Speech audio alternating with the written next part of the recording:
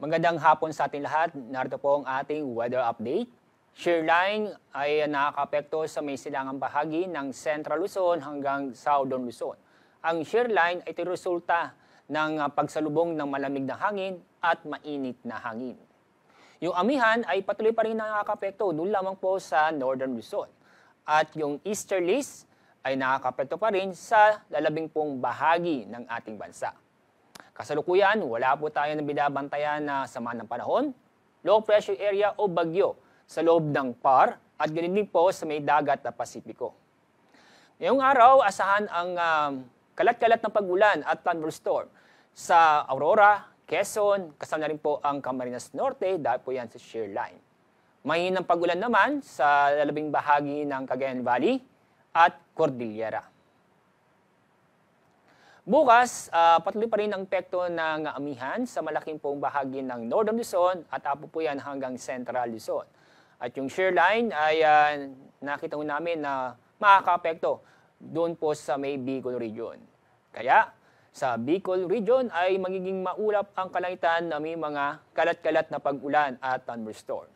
Sa Cagayan Valley naman, Aurora at Quezon, maulap din ang paporin na may mga mahihinang pag-ulan.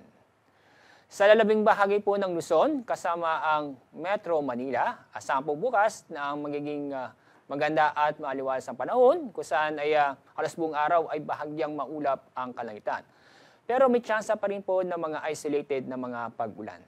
At pagdating po sa Visayas at Mindanao, fair weather po tayo sa mga lugar nito, kung saan ay makakaranas po ng bahagyang maulap hanggang sa maulap ang kalangitan. Asahan din bukas ang maalinsangan ng panahon dahil po yan sa easterlies.